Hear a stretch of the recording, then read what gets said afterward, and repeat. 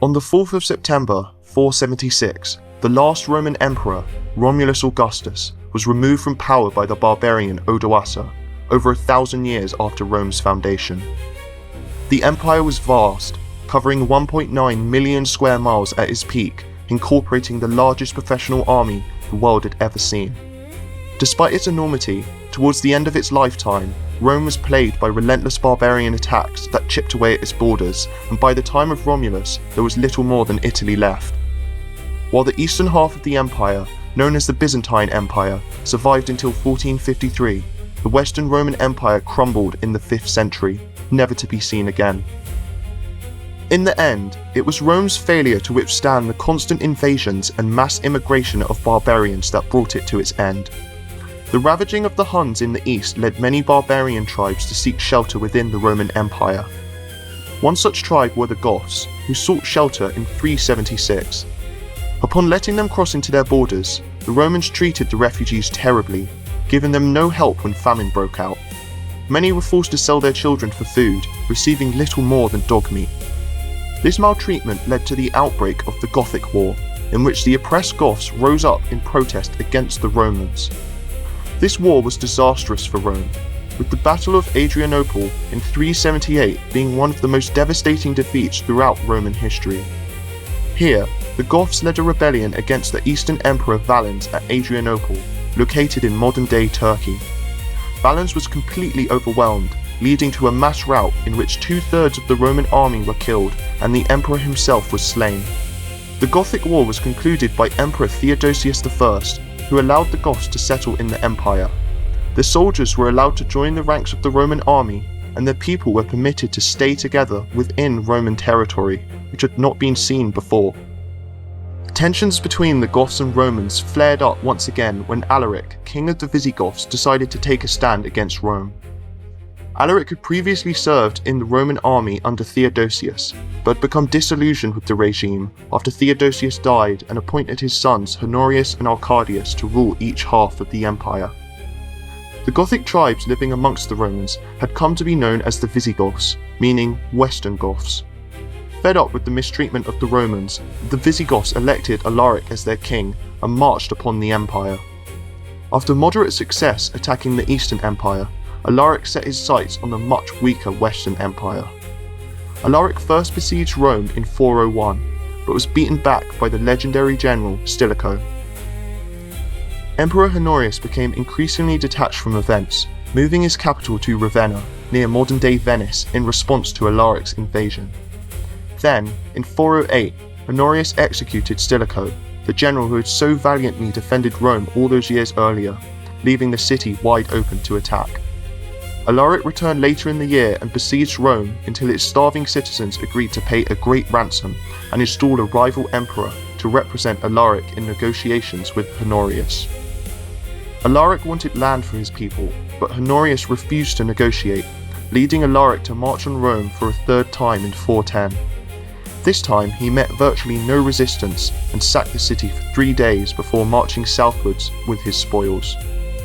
Upon hearing Rome had perished, Honorius was apparently distraught, thinking it was in reference to his favourite chicken named Roma.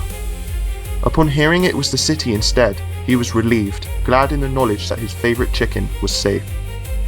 The sack of Rome was a decisive moment in the fall of the Western Roman Empire, from which the end was nigh.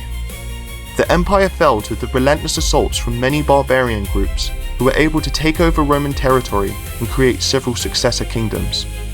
A contesting emperor by the name of Constantine III rose up against Honorius and managed to take Britannia and Gaul.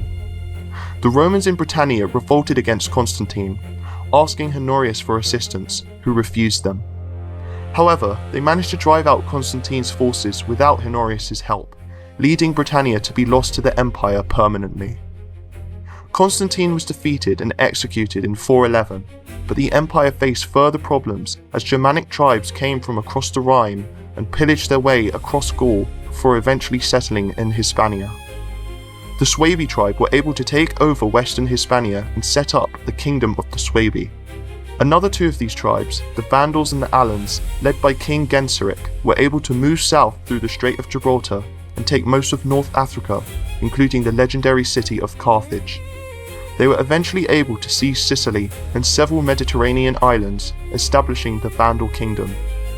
The Visigoths were also able to take advantage of the situation, capturing parts of southern Gaul and allying with Emperor Honorius, who gifted them Western Gaul in exchange for their help driving out the barbarians from Hispania.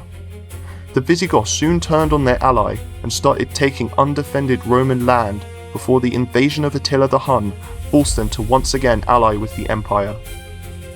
Once Attila was successfully driven back, having sown chaos across Gaul and decimating large parts of the Roman army, the Visigoths once again attacked their crippled ally, managing to take over the last part of Hispania that was under Roman control, creating the Visigothic kingdom. At this point, the Western Empire had little left. The senior military commander of the Roman forces, Orestes, deposed his emperor, Julius Nepos, in 475 and placed his son, Romulus, on the throne. At the same time, the Foederati, who were the barbarian soldiers in the employment of Rome, sought land within Italy for their service.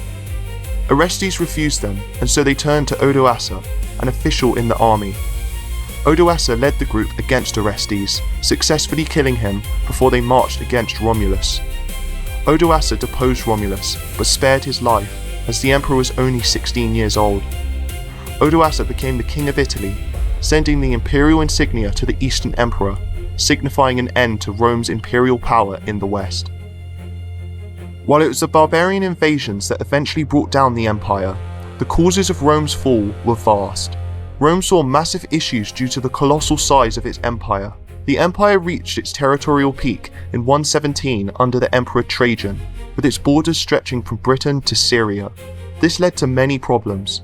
One of these was that communication could take weeks or longer to travel from the frontiers to the capital, meaning it was difficult to manage the administration of distant provinces. It was also impractical to oversee wars in areas such as Syria or Germany from a position in Italy. For these reasons, in 285, the Emperor Diocletian decided to divide the empire into a western and eastern half that were to be ruled by two different emperors of equal power. This plan saw short-term success, with each half being able to govern its provinces and defend its borders much more effectively. But in time, it spelled doom for the Western Empire. The Western Empire began to fall into bankruptcy, as the Eastern Empire contained a majority of the wealthy provinces, while many Western provinces were focused on agriculture and were much poorer. The funds of the Western Empire were also devastated due to constant war. Whether it was barbarians at the gates or internal civil wars, the Western Empire was in an almost continuous state of conflict and therefore required a very large army. This army ate heavily into the budget of the state, leading development of infrastructure and civil projects to be put on the sidelines in favour of military expenditure. Rome's economy was also driven by slave labour. After the expansion of Trajan, further emperors acted much more defensively and sometimes lost more land than they gained. This lack of expansion meant that no new people were conquered, and therefore there was no steady supply of slaves to fuel the economy. This caused the economy to collapse, as it could no longer sustain itself. A lack of funds meant the state had much less money to spend on the army, causing there to be a shortage of professional legionaries. Rome's army was once the envy of the ancient world, but the empire was now forced to relax its recruitment criteria in order to defend its borders. Known as Foederati, barbarian units were allowed into the legions, and foreign mercenaries were hired to support the army. These new soldiers had often never stepped foot inside Rome and cared little for it. They were loyal to their commanders, their wages, and their people, not the empire, leading many to turn on Rome when it was profitable. Another issue plaguing the empire was ineffective leadership. Many of the later emperors were incredibly out of touch, possibly because the capital was moved away from Rome, first to Mediolanum in 286 and later to Ravenna in 402. Succession often passed to children as well, leading to several incompetent emperors who had only attained the position through birthright. The last emperor, Romulus, was only 16 when he was deposed and provided little resistance to the invading barbarians.